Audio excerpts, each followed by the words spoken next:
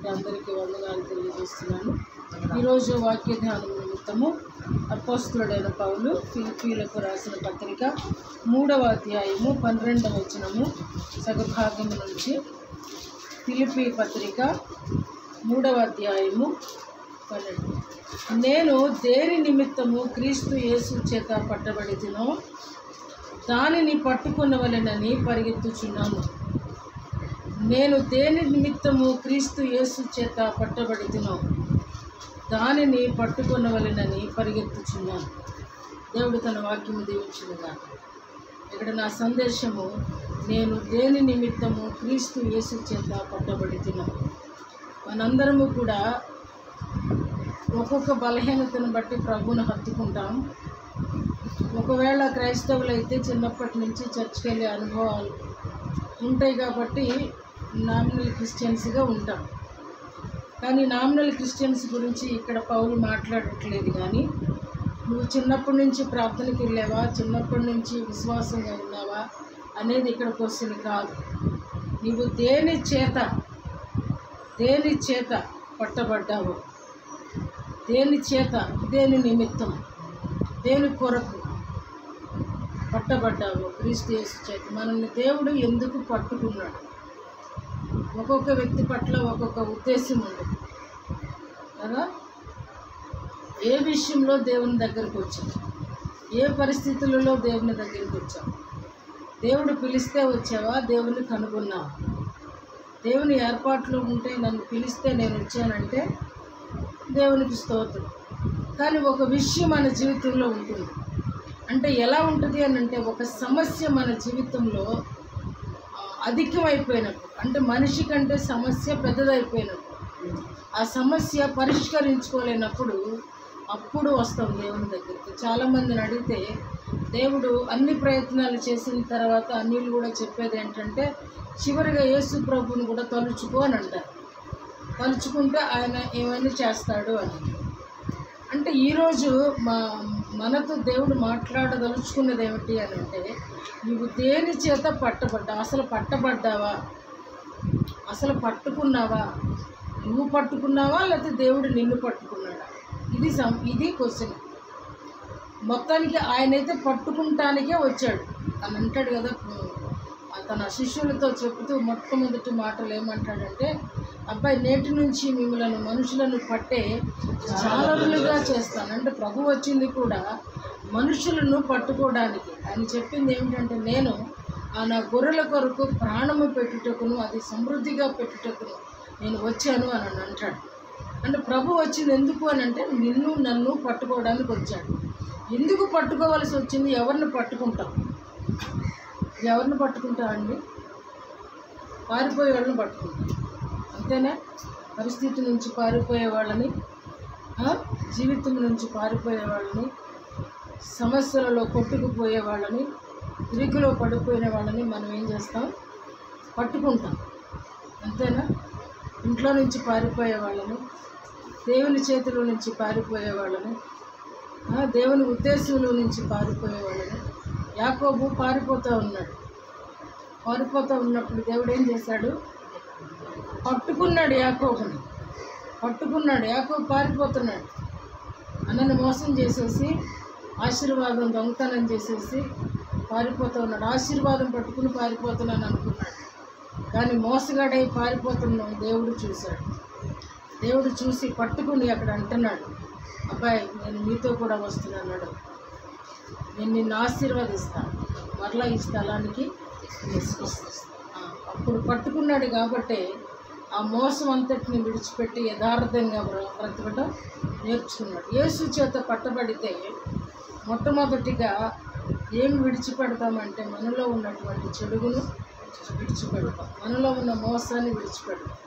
ఎప్పుడైతే యాకోబు మోసాన్ని విడిచిపెట్టాడో మోసగించబడడం ప్రారంభమైంది.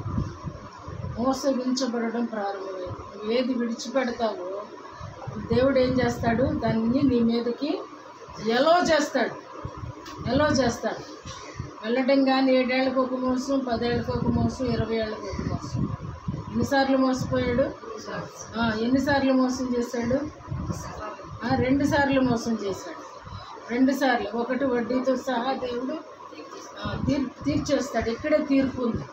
కాబట్టి నువ్వు క్రీస్తు యేసు చేత ఎందుకు పట్టబడ్డావు, ఎందుకు అనేది రెండో ప్రశ్న. అసలు పట్టబడ్డావా? సమస్యతో వచ్చావా, లేదా క్రీస్తు ప్రేమను గుర్తించి వచ్చావా, క్రీస్తు గొప్పవాడని గుర్తించి వచ్చావా, లేదు నేను పుట్టిందే నా ప్రభువుని ఆరాధించడానికి అనుకుంటున్నావు. ఇది మన ప్రశ్న. బ్రతుకు తెరువు కోసం ప్రభు దగ్గరికి వస్తున్నావా, బ్రతకటం కోసం సిలువెత్తుకున్నామా కదా? అవును, చాలామంది బ్రతుకు తెరువు కొరకు ప్రభువుని ఎత్తుకునే వాళ్ళు ఉన్నారు, ప్రభువుని పట్టుకునే వాళ్ళు ఉన్నారు. బ్రతుకు తెరువు కొరకు అయితే బ్రతుకు చూపిస్తాడు దేవుడు. దేనికోసం వస్తే దానికోసం. రోగం కోసం వస్తే రోగాలే కుదిరాయి, పాపాల కొరకు వచ్చినోడికి పాపాలే కుదిరాయి. సంపూర్ణ స్వస్థ చిత్తుడే. చాలామంది రక్షణ కొరకు వచ్చిన వాళ్ళు, ఆ 10 మంది కుష్ఠరోగుల్ని మనం జ్ఞాపకం చేసుకుంటే వాళ్ళు సమాధానం కూడా పొందుకున్నారు. ఎవరో తిరిగి వచ్చినటువంటి ఒక్కడు మాత్రమే. 10 మంది వచ్చారు, 10 మంది స్వస్థత పొందారు. వెళుతూ ఉన్నప్పుడే 10 మందికి స్వస్థత వచ్చింది. కానీ రిటర్న్ వచ్చి కృతజ్ఞతాస్థుతులు చెల్లించి రక్షించబడిన వాడు 10 మందిలో ఒక్కడే. అంటే ఎవరు పట్టబడ్డారు? ఇప్పుడు పట్టబడినోడు ఎవరు? 10 మందిలో ఒక్కడే దేవుని చిత్తంలో ఉన్నాడు. అంటే ఈ సర్వ ప్రపంచము కూడా క్రైస్తవులై ఉండొచ్చు, కానీ ఆనాడు కూడా ఆయన్ని వెంబడించిన వాళ్ళు చాలామంది ఉండొచ్చు. కానీ నిజంగా ప్రభువుని పట్టుకున్నవాడు ఎవరు అని అంటే 12 మందిలో ఒక్కడే యోహాను. అందరూ పారిపోయిన వాళ్ళు, పాపం చేసిన వాళ్ళు ఒకటే. యాకోబు లేడెక్కడ కదా, ఆంధ్రయ్య లేడెక్కడ, పేతురు లేడెక్కడ, తోమా లేడెక్కడ, వీళ్ళెవ్వరు లేరు. సీమోన్ అందరూ పారిపోయారు. ఒక్కడు మాత్రమే ప్రభు సిలువ దగ్గర కష్టకాలంలో ఆయన ఎదుట నిలవబడ్డాడు. దూరం నుండి ప్రభు చూసినప్పుడు స్త్రీలే కనపడ్డారు, శిష్యులు కనపడలేదు. కానీ తర్వాత మరలా ప్రభువుకి అవసరం కాబట్టి, ఈరోజు మనమందరం కూడా రక్షించబడడం అవసరం కాబట్టి మళ్ళా ఒక్కొక్కడి దగ్గరికి వెళ్ళి ఆయన తడిమి ఎత్తుకుని పట్టుకున్నాడు పునరుద్ధానం తర్వాత. అంటే నిజంగా మనని ప్రభు పట్టుకుంటే ఎలా ఉంటాము అని అంటే ఆయన చేతిలో బాణపు ముళ్ళుగా ఉంటుంది. అసలు ప్రభు మనల్ని ఎందుకు పట్టుకోవాలనుకుంటున్నాడు? పౌలు ఎందుకు పట్టుకున్నాడు? పౌలు దేవుడు దర్శించినప్పుడు ఆయన అన్న మాట ఒకటి చదువుకుందాము. అపోస్తుల కార్యాల గ్రంథం 10వ అధ్యాయంలో ఆయన్ని దేవుడు దర్శించినటువంటి సందర్భం అక్కడ ఉంది. 10వ అధ్యాయంలో 5వ వచనం. నీవు యొప్పేకు మనుషులను పంపి 9:5 ప్రభువా నీవెవడమని అతడు అడుగగా, చాలు. ప్రభు ఏమని పిలుస్తున్నాడండి? ముందేమంటున్నాడు? ప్రభువా. అసలు చెప్పరే, ప్రభువా. అంతకుముందు యేసు శత్రువు, యేసు విశ్వాసులు శత్రువులు. కానీ ఇప్పుడేమంటున్నాడు? దెబ్బపడిన తర్వాత ఏమంటున్నాడండి? ప్రభువా. అంటే ఏం గుర్తించాడు ఇప్పుడు? ఆయనే ప్రభువు అని అంటే ప్రభు అని ఎవరినంట? అందరికంటే పైవాడిని ప్రభువా అంట. ఇప్పుడు సౌలు ఏం గుర్తించాడు? అంతకుముందు ఏం గుర్తించలేకపోయాడు? ప్రభు అని గుర్తించలేకపోయాడు. ఎప్పుడైతే దేవుడు సౌలా అని పిలిచేసరికి ఏమంటున్నాడు? ప్రభువా అంటున్నాడు. ఇది ఇప్పుడు పట్టుకున్నాడు దేవుడు. పట్టుకుని మొట్టమొదటిగా సౌలుని చేసిన పని ఏంటి? మొట్టమొదటిగా ప్రభు చేసిన పని ఏంటి? 3 దినములు చూపు లేక అన్నపానములేమి పుచ్చుకొనక ఉండెను. 9వ వచనం చెప్తుంది. 9:9. 3 దినములు ఏం తీసేసాడండి? దేవుడు పట్టుకుంటే మరి చూపు పోవటం ఏంటి? దేవుడు పట్టుకుంటే చూపు పోవడం ఏంటి? చూపు లేదు. సరే ఫాస్టింగ్ అనుకోండి. ఎందుకు అని అంటే కళ్ళకి పొరలు రాలాలంటే ముందు చీకట్లో ఉన్నాను, ఏమీ చూడలేకుండా ఉంటేనే పొరలు తీసేయటం ఈజీ. అసలు నేనేంటో ఈ లోకాన్ని చూసి, అధికారాన్ని చూసి, పుట్టుకను చూసి, ఆ వారసత్వాన్ని చూసి ఆ తర్వాత కొనుక్కున్నటువంటి తెచ్చుకున్న పౌరసత్వాన్ని చూసి ఏమనాలి, తలకెక్కి ఆ కిక్కు తలకెక్కి మనుషులందరినీ కూడా చంపివేయడానికి పర్మిషన్ కూడా తీసుకుని మర్డర్లు చేయడానికి పర్మిషన్ ఇచ్చారంట ఆ రోజుల్లో. ఈ రోజుల్లో పర్మిషన్ లేకుండా కూడా చంపేస్తున్నారు. అలా అయిపోయింది ఆ రోజులు. ఈ రోజుల కంటే ఆ రోజులు కొంచెం బెస్ట్ అనమాట. ఎవరినన్నా క్రిస్టియన్స్ని చంపాలంటే పర్మిషన్స్ ఉండే అన్నమాట. పర్మిషన్స్ మరి ఎలా ఇచ్చేవాళ్ళు. ఇప్పుడు పర్మిషన్ ఇవ్వట్లేదు కానీ ప్రోత్సహిస్తున్నారు, చంపేసుకుంటారు. అలాంటి పరిస్థితులలో మనం ఉన్నాం. అయితే ఈరోజు ఇక్కడ ప్రభు ఏం చేశాడంటే సౌలుకి ఒక్కసారి లోకాన్ని చూపించాడు. ఎలా అంటే కళ్ళు లేకపోతే ఎలా ఉంటాయో, కళ్ళు లేకపోతే అసలు బ్రతుకి ఏంటో అనేది ఇంత అహంకారికి చూపించాడు. చూపించిన తర్వాత 3 దినాల తర్వాత ఓ సేవకుని దగ్గరికి పంపించి తన కంటి పొరలు రాలిపోయే అంతగా వెలసిల్లి దొల్లి నేల మీద పడి ఏడ్చాడంట ఉపవాసం. 3 దినాలు ఏడ్చిన తర్వాత కానీ దైవ దర్శనం పొంది స్వస్థ చిత్తుడయ్యాడు. ఆయన అంటున్న మాట, ఎందుకు నన్ను ఇలా పట్టుకున్నాడంటే దేవుడు నా కంటికి ఆ చీకటి ఎందుకు కమ్మ చేశాడో, నన్ను నేల మీద పడి దొర్లేటట్లుగా ఎట్లా చేశాడో అవన్నీ కూడా నాకు జ్ఞాపకం ఉన్నాయి. అందుకనే అంటున్నాడు, నేను క్రీస్తు యేసు చేత పట్టబడ్డాను. ఆయన నన్ను పట్టుకున్నాడు. నేను హింసకరుడిగా హానికరుడిగా ఉన్నప్పుడు ఆయన నన్ను పట్టుకున్నాడు. ఆయన పట్టుకున్నాడు కాబట్టి ఆయన నన్ను దేని కొరకు పట్టుకున్నాడో దానిని పట్టుకున్నవలెనని నడుచుచున్నాను. ఓకేనా? నడుచుచున్నాను, ఆలోచించుచున్నాను, కూర్చుని ఇంకా ఆలోచిస్తూ ఉన్నాను. ఏం చేస్తున్నాడండి? అరుగు పెడుతున్నాడంట. ప్రభువు నన్నంటే అప్పటికే యవన కాలంలో సౌలు యవన కాలంలో దేవుడు పట్టుకున్నాడు. బ్రతుకుతో పాటు పేరు కూడా మార్చాడు. మార్చిన తర్వాత ఇప్పుడు ప్రయాస ప్రారంభించబడింది. ఎట్లా ప్రయాసపడుతున్నాడంటే ఏది ఆయన చిత్తమో అది పట్టుకోవాలంటే అసలు ప్రభు చిత్తం ఏంటో తెలియాలా. ఎవరి కొరకు ఆయన నన్ను పట్టుకున్నాడో నాకు తెలియాలి. ఆ వ్యక్తిని ప్రభు చూపించాలి, ప్రభు దర్శించాలి, ప్రతి దినము పని నాకు అప్పగించాలి. అప్పుడైతేనే ఆయన ప్రణాళికని నేను నెరవేర్చగలుగుతా. మాట అర్థమవుతుందా?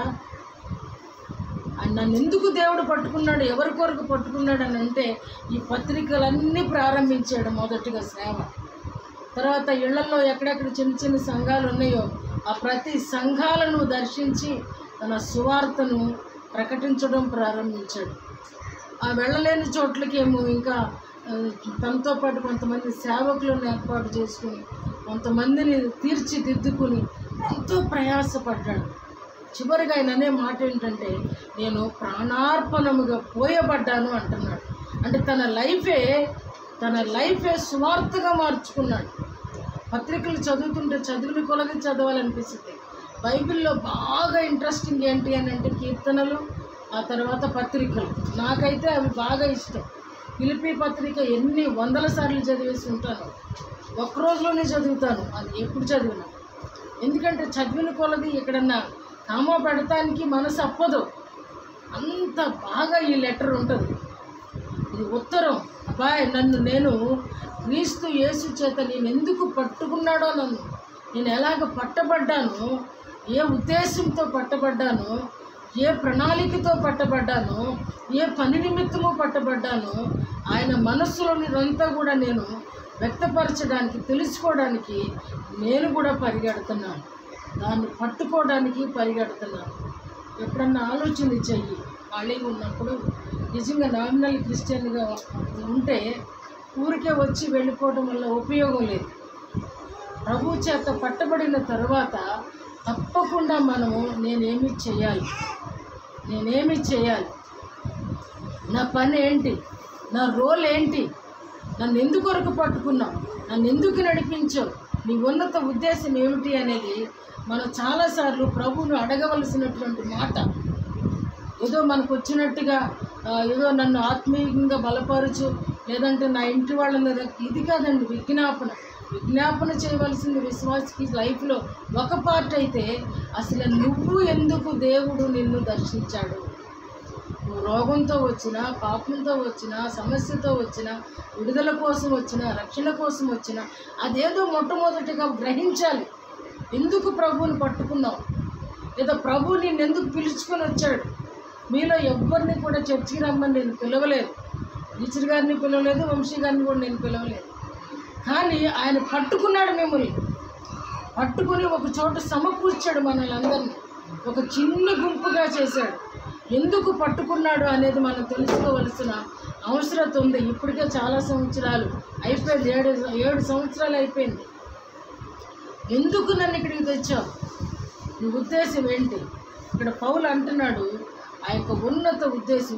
ఈయన మంచి మాట ఒకటి చెప్తున్నాడు తిమోతికి రాస్తూ, 1 తిమోతి 6:12 ఒకటి అంటున్నాడు, విశ్వాస సంబంధమైన మంచి పోరాడము నిత్య జీవమును చేపట్టము, దానిని అనేక సాక్షుల ఎదుట మంచి ఒప్పుకుంటుంది. చాలు. ఇక్కడ పౌలు భక్తుడు అంటున్నాడు, విశ్వాస సంబంధమైన మంచి పోరాడము నిత్య జీవము చేపట్టు, అందుకు పరిగెట్టు. అది నీ పరుగు. ఈ పరుగు దేని కొరకు అని అంటే మంచి పోరాటము. ఆయన దగ్గర నువ్వు చేయవలసిన యుద్ధం ఏమిటంటే, నీ చేతులు పైకి లెగకపోతే యుద్ధం చేయి. నా చెయ్యి ఏమైనా సరే లెగాలి ప్రభువా. ఇది మీరిద్దరూ చెప్పిన సమస్య నాకు కూడా ఉంది. నేను కూడా చెయ్యి పైకి పెట్టలేను. ఇలాగ ఎప్పుడన్నా నా 2 చేతులు ఇలా పైకి పెట్టడం మీరు చూసారా? నేను పెట్టలేను. కానీ ఒకానొక సమయంలో ఇంచుమించు నేను 10 సంవత్సరాలు ఇంతే కుంటి చేతుల్లాగా ఇలాగే ఉండేవి నా చేతులు. ఒక ఆరాధన సమయంలో లోపల బాధపడుతున్నాను. నా చేతులు ఎందుకు సచ్చుపడిపోయేటట్టు చెయ్యి, నిన్ను స్తుతించలేని చేతులు నాకెందుకు, నీ కొరకు నా చెయ్యి పైకెత్తలేనప్పుడు ఈ చేతులు నాకు ఎందుకయ్యా, నా కోసమా? నేను తింటము పనులు చేసుకోవటం కొరక? ఎత్తిస్తావా ఎత్తిచ్చు, లేకపోతే వదిలేస్తా ఈ చేతుల్ని, నా అవసరం లేదని నేను అన్నప్పుడు దేవుడు ఒక రోజున ఆటోమేటిక్ నీ చేతులు పైకెత్తు అని ఒక సన్నటి స్వరం నా చెవుల్లో వినబడుతుంది. 2 చేతులు ఇప్పుడు నేను పైకెత్తగలను, చుట్టూరు కూడా ఇలా తిప్పగలను. అంటే దేవుని దగ్గరే ఉందండి. అందుకే నిన్ను పట్టుకున్నాడేమో. నీ రోగాలు చూడలేక, నీ బాధ చూడలేక, నీ నొప్పి చూడలేక, నీ ప్రసవ వేదన చూడలేక, నీ నిట్టూర్పులు చూడలేక, నీ బాధ మనోవేదన చింత చూడలేక ఒకవేళ నిన్ను పట్టుకుని ఇక్కడికి తెచ్చాడేమో. భక్తుడు అంటున్నాడు, నేను ఇక్కడేం పరిగెడతానన్నాడు. పరిగెట్టడం వల్ల ఎలా అయిపోయిందని అంటే పోరాటం అయిపోయింది. పరిగెట్టి పోరాడుతున్నాడు. దేని కొరకు అని అంటే నిత్య జీవము. ఆయన శరీర సంబంధంగా కూడా పరుగు పెట్టట్లేదు. శరీర సంబంధంగా నేను ఎందుకు చెప్తున్నానని అంటే అది నీ విట్నెస్. ఎవరైనా వచ్చేది ఎక్కడ అని అంటే నీ సాక్ష్యం షేర్ అయినప్పుడు ఇన్స్పైర్ అయ్యేది సాక్ష్యం, ఇన్స్పైర్ చేసేది సాక్ష్యం. పరుగుపెట్టు. ఇక్కడే అంటాడు చూడండి, నేను గురి యొద్దకే, చూడండి, వెనకున్నవి మరచి ముందున్న వాటికై వేగిరపడుచు క్రీస్తు యేసునందు దేవుని ఉన్నతమైన పిలుపునకు కలుగు బహుమానము పొందవలెనని గురి యొద్దకే పరిగెడుతున్నాను. గురి యొద్దకే. అవును, ఆయన నిన్ను ఎందుకు పిలిచాడు అని అంటే గురి యొద్దకు పరిగెట్టాలంట. గురి ఏంటో తెలుసా? ఒక భక్తుడు కూడా చక్కగా పాడాడు పాట, నా గురి నీవే నా ప్రభువా, నా గురి నీవే నా ప్రభువా, నీ దరినే చేరెదను నేను. ఆ భక్తుడు నా గురిగా పెట్టుకున్నాడండి. గురిగా పెట్టుకున్న తర్వాత అంటాడు, లోకమంతా నాదని ఎంచాను, బంధుమిత్రులే నాకు ప్రియులు అనుకున్నాను. అవును, ఒకవేళ అలా అనుకుంటున్నావా? అందుకొరకు అనుకుంటున్నావా?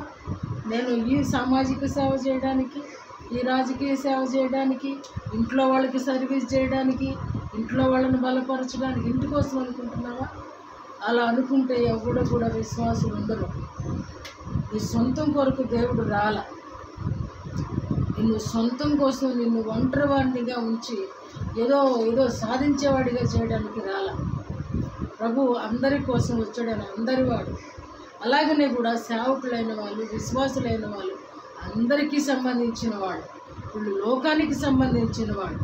లోకం మనుషుల్లోకి రాకూడదు కానీ, లోకంలోకి మనిషి వెళ్ళకూడదు కానీ విశ్వాసి. కానీ లోకాన్ని జయించవలసిన పరిస్థితి, లోకాన్ని సంపాదించవలసినటువంటి పరిస్థితి విశ్వాసికి దేవుడు ఇస్తున్నటువంటి గురి. అది గురి. గురి ఏమిటి అని అంటే ఉద్యోగం కాదు. ఉద్యోగం నీ కోసం, నీ ఇంట్లోళ్ళ కోసం. మరి ఆయన గురి ఏంటి? ఆయన కొరకు నువ్వేం సంపాదిస్తావు? ఆయన కొరకు ఏం చేస్తావు? అక్కడ ఏమన్నా టీచర్ గారు అని గొప్ప ఉందా? లేదంటే లెక్చరర్ అని గొప్ప ఉందా? కాపరి అని గొప్ప ఉందా? సేవకుడు అని గొప్ప ఏమీ లేదు. అక్కడంతా కామన్. ఒక్కడే సేవకుడు. ఈ కామన్లోనే ఉన్నప్పుడు సేవకుడికి ఏమో 2 సార్లు తీర్పు జరుగుతుంది.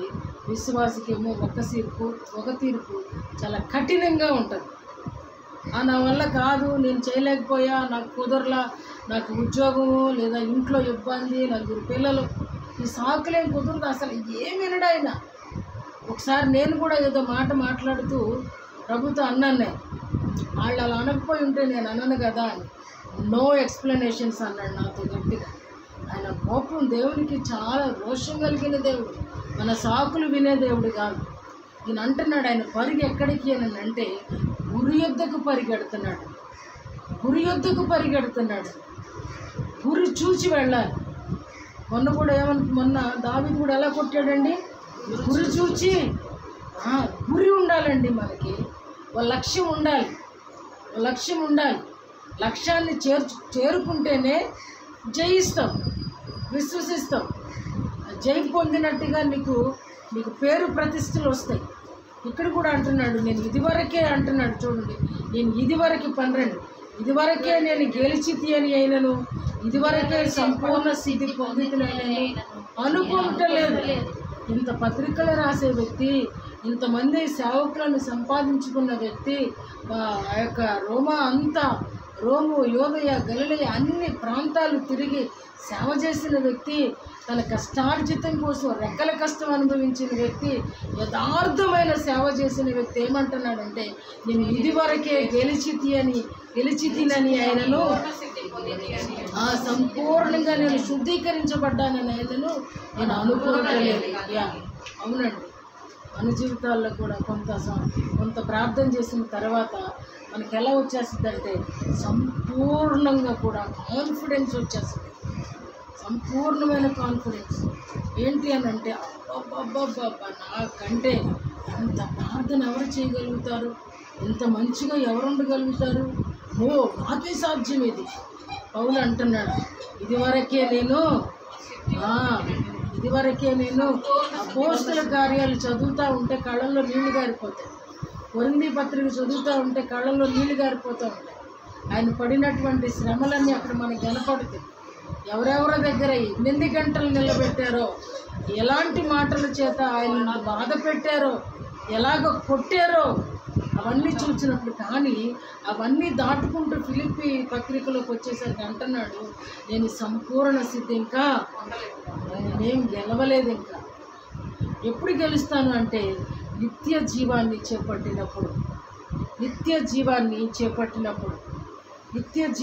చేపట్టినప్పుడు మాత్రమే ఆయన గెలుస్తాను అని చెప్తున్నాడు. ఫిలిప్పీలకు రాసిన పత్రికలో 4:13 చూస్తే చూడండి, నన్ను బలపరచు. ఇవన్నీ నేను ఎలా చేయగలుగుతున్నాను? ఒక వ్యక్తి ఎలా చేయగలుగుతాడు? ఒక వ్యక్తి ఎలా గ్రహించగలుగుతాడు? గురిని ఎలా తెలుసుకోగలుగుతాడు? అసలు ఆయన పిలుపులో ఉన్నాను, నా లక్ష్యం ఇది అని ఎలా తెలుసుకోగలుగుతాడంటే, ఆయన మన ప్రతి వ్యక్తిని బలపరిచేవాడు ఒక ఆయన భూమి మీద సంచారం చేస్తూ ఉన్నాడు. ఆయనే పరిశుద్ధాత్ముడు. పౌలు కూడా అదే అంటున్నాడు, నేను ఒకవేళ గొప్ప సేవకుడే అయినా, గొప్ప పేరు ప్రతిష్టలు కలిగిన వాడైన, బలవంతుడైన, అసలు ఆయన ఖర్చు పట్టుకుంటేనే హీలింగ్ అంట. ఆ పౌలు దగ్గర ఉన్నటువంటి నడికట్టు ముట్టుకున్నా, ఖర్చీపు పట్టుకున్నా, ఆ నీడ పడినా కూడా స్వస్థత అంట. అటువంటి గొప్ప మహామనిషి అంటున్న మాట, నన్ను బలపరిచేవాడు ఉన్నాడు కాబట్టే నేను బలపరచబడ్డాను. నన్ను బలపరిచేవాడు ఉన్నాడు కాబట్టే నేను బలపరచబడ్డాను. అవునండి, ఎవరినైనా బలపరచాలి అని అంటే ఆయన బలపరచాల్సిందే. ఆయన బలపరచకుండా మనం ఎవ్వరం కూడా ఎందుకు కూడా పనికి రాము అనేది మనం జ్ఞాపకం చేసుకోవాలి. అలాగే తిమోతికి రాస్తూ అంటున్నాడు, మంచి సైనికుని వలె నాతో కూడా శ్రమ అనుభవించు. అంటే ఈ దిశగా ప్రయాణం చేస్తూ ఉన్నప్పుడు చాలా శ్రమలు వస్తాయి. చాలా శ్రమలు వచ్చినప్పటికీ కూడా వాటిని నీవు పట్టించుకోకుండా ఉండొద్దు. శ్రమ ఇవాళ ఉంటుంది, రేపు వెళ్ళిపోతుంది. మరొక మాట అంటున్నాడు ఇక్కడ 4:7 వచనంలో, మంచి పోరాటము. చివరి మాట ఏమంటున్నాడంటే పౌలు, నేను మంచి పోరాటము పోరాడి తిని. ఇందాక అంటున్నాడు నేను పోరాడాను, ఫస్ట్ నేను పరిగెట్టాను, తర్వాత నేను పోరాడాను, తర్వాత ఇప్పుడు అంటున్నాడు ఇప్పుడు నా పరుగు అనేది ఇక్కడ చివరికి వచ్చేసాను. నేను చివరికి వచ్చేసాను. వచ్చేయటమే నాకు ఉన్నది ఏమిటి అని అంటే ఆ యొక్క పరుగు పందెంలో విశ్వాసాన్ని కాపాడుకున్నాడు. 2 తిమోతి 4:7 మంచి పోరాటము పోరాడి పరుగు కడముట్టించి తిని విశ్వాసమును కాపాడుకుంటుని, ఇక మీద నా కొరకు నీతి కిరీటము ఉంచబడి ఉన్నది. టైం అయిపోయింది కాబట్టి ఈరోజు ఈ చిన్న సందేశంలో మనము దేని చేత పట్టబడ్డాం, ఎందుకొరకు పట్టబడ్డాం. పౌలు అంటున్నాడు నేను పట్టబడింది ఎందుకు అని అంటే పరిగెట్టడానికి. నేను పట్టబడింది ఎందుకు అని అంటే నిత్య జీవానికి. ఈ గురిని నేను చేరాలి అని అంటే నా పరుగును కడముట్టించాలి, అంటే చివరి వరకు కడముట్టించాలి. కడముట్టించటం అంటే ఏమిటి అని అంటే విశ్వాసమును కాపాడుకోవాలి. ఎలాంటి పరిస్థితుల్లో కూడా మన విశ్వాసాన్ని తొట్టిల్లిపోయేదిగా ఉండకూడదు. విశ్వాసము సన్నగిల్లిపోయేదిగా ఉండకూడదు. కొన్ని పరిస్థితులు వచ్చినప్పుడు మనం భరించలేనటువంటి పరిస్థితి, మనం మోయలేనంత భారము మన నెత్తి మీద పడినప్పుడు అప్పుడు అనిపిస్తుంది ఎందుకు వచ్చిన బాధ ఇది. లోకస్తులాగా ఉంటే ఎంత బాగుండు. లోకస్తులందరూ చాలాసార్లు నేను కూడా అనుకుంటాను, లోకస్తులందరూ చక్కగా పచ్చగా, ఇదివరకు ఇంకా ఒక 20-30 సంవత్సరాల క్రితం అయితే వాళ్ళకి బోళ్ళంతమంది దేవుళ్ళు ఉన్నారు, వాళ్ళందరూ ధనవంతులుగా ఉన్నారు అనుకునేదాన్ని. వెర్రి తనం అన్నమాట. కానీ ఈరోజు అనుకుంటాను విశ్వాసమును కాపాడుకోవడానికి నాకు ఒక్క దేవుడే ఉన్నాడు. నేను కాదు అని వెళ్ళడానికి నాకు మరొక దిక్కు లేదు. విశ్వాసాన్ని కలిగించేవాడు లేడు. విశ్వాసానికి కర్త ఒక్కడే, ఆయనే. యేసు వైపే చూడమంటున్నాడు. అటు ఇటు చూడొద్దు. నీ విశ్వాసాన్ని కాపాడుకునేటట్లుగా కొన్నిసార్లు ఇటు అటు సమస్యలు వస్తాయి. ఇరువైపుల కుటుంబాల నుంచి వస్తాయి, ఇరువైపుల వ్యక్తుల నుంచి వస్తాయి. అందుకనే హోషేయతో అంటాడు, జాషువాతో అంటాడు, ఇటు అటు తిరుగాక నా ధర్మశాస్త్రం మీదే నీవు ధ్యానించు. అలాగే ధ్యానించడం వల్ల నీకు గురి వస్తుంది. గురి నువ్వు తెలుసుకుంటావు. బట్ ఆ గురి ఏమిటి అని అంటే నువ్వేమి చేయాలి అనేదే నీ గురి. ప్రభు నిమిత్తము నువ్వేమి చేయాలనేదే గురి. చాలాసార్లు ఇలాంటి మాటలు నేను చెప్తూ ఉంటాను. ఈ గురి తెలుసుకోవాలి అని అంటే ఈ గురి కొరకు ప్రార్థన చేయాలి. నువ్వేం చేయాలి, సంఘానికి ఏం చేయాలి, సమాజానికి ఏం చేయాలి, మీ ప్రొఫెషన్లో ఏం చేయాలి, బంధువులకి ఏం చేయాలి, రక్త సంబంధులకి ఏం చేయాలి. ప్రభు నిమిత్తము నిన్ను నువ్వు ఎలాగ ఖర్చు చేయాలి, నిన్ను నిమిత్తం ఎలాగ ఖర్చు పెట్టుకోవాలి, చెమట పట్టించుకోవాలి, ప్రలాపించాలి, కన్నీళ్లు దాచుకోవాలండి. మన కన్నీళ్ళను ఊరికే ఏడుస్తూ వల్ల ఉపయోగం లేదు. మన కన్నీటికి ఎంతో వాల్యూ ఉంది. అవి ఒక కమిరీలో దాచి ఆయన ఎదుటకు తీసుకొని వెళ్ళేటువంటి పెద్ద మన ఆయుధం ఏమిటి అని అంటే మన కన్నీళ్ళే. మన దగ్గర ఉన్నటువంటి ఆయుధం ఏమన్నా ఉంది అని అంటే కన్నీటి ప్రార్థనేనండి. కన్నీటి ప్రార్థనే ఆ కన్నీళ్ళలో దేవదూత తీసుకొని ఆయన సముఖానికి తీసుకొని వెళ్ళబడతాయి అని చెప్పేసి కీర్తనకారుడు చెప్తున్నాడు. ఆ కన్నీళ్ళు నువ్వు కన్నీళ్ళలో దాచి ఉన్నావు. అవును. కాబట్టి నిత్య జీవమును చేపట్టడమే నీ గురిగా పెట్టుకుంటే ఒంటరిగానే పోతావా?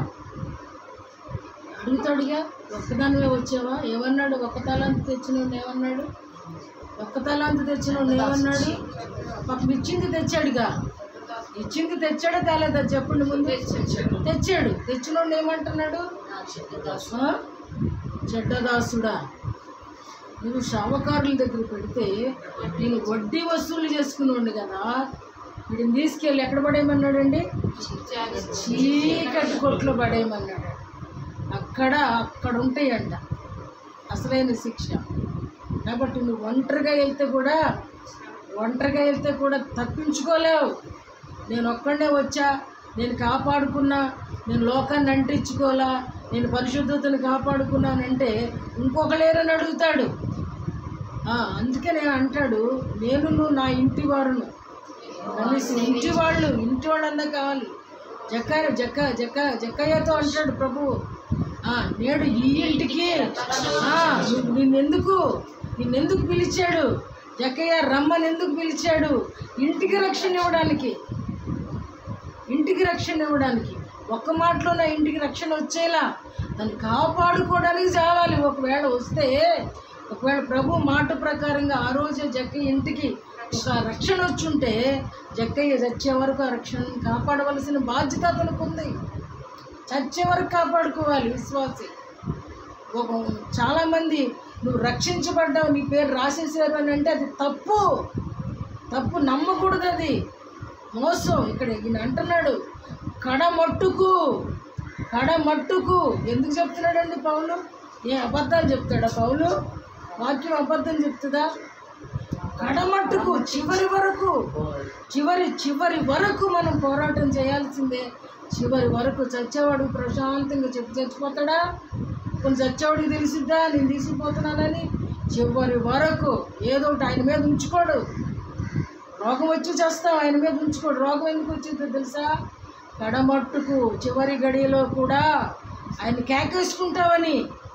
మన చివరి వరకు కూడా అంత దేవుడు మనని గాయపరిచేది ఎందుకు, బాధ పెట్టేది ఎందుకు అని అంటే ఆయన కావాలని కాదు, చివరి గడియలోనైనా కేక వేస్తామని. అందుకే రోగాలు ఆయన మీద ఉంచుకోడంట. చాలామంది అంటారు దేవుడు ఏది కూడా ఆయన మీద ఉంచుకోడు, రోగం ద్వారా తీసుకెళ్ళిపోతాడు. కాబట్టి ఈరోజు మనం ఈ వాక్యాన్ని వింటున్నందుకు క్రీస్తు యేసు చేత ఎందుకు పట్టబడ్డావో ఒకటి విచారణ చేయి. 2 అది పట్టుకోవడానికి పరిగెత్తు. అది దొరికే వరకు పరిగెత్తు. గురి యొద్దకు చేరే వరకు పరిగెత్తిన తర్వాత నిత్య జీవముతో పాటు దేవుడిస్తున్నటువంటి కిరీటము, నీతి కిరీటము. అబ్రహాము విశ్వాసమును కాపాడుకోవడం ద్వారా నీతిని సంపాదించుకున్నాడు, నీతి కిరీటాన్ని సంపాదించుకున్నాడు. కానీ ఈరోజు ప్రభు చెప్తున్నది ప్రయాసపడాలి. ఆ రోజు విశ్వాసం ఉంటే నీతి సంపాదించుకున్నాడు. ఇప్పుడు విశ్వాసంతో ఏం చేయాలంటే పరుగులు పెట్టాలి. నీతి కిరీటాన్ని స్వతంత్రించుకునే వరకు అదే నీ గురి. కాబట్టి ఇటు మన దేవుడు మనల్ని ఇంకా చెప్పాలి ఉంది, కానీ టైం అయిపోయింది. మన దేవుని చిత్తం ఇంకొకసారి మాట్లాడుకుందాం. కాబట్టి మనం ఎందుకు ఏది లాభమో ఏది నష్టమో అని కాదు, కానీ నష్టమైన లాభమైన బ్రతుకుట క్రీస్తే చావైతే లాభము అన్న సౌలు యొక్క జీవిత అనుభవంలోనికి మనం కూడా వెళ్ళాలని హెచ్చరిక చేస్తూ ముగిస్తున్నాను. దేవుడు తన పరిశుద్ధ వాక్యాన్ని దీవించుగాక. లేచి నిలబడండి.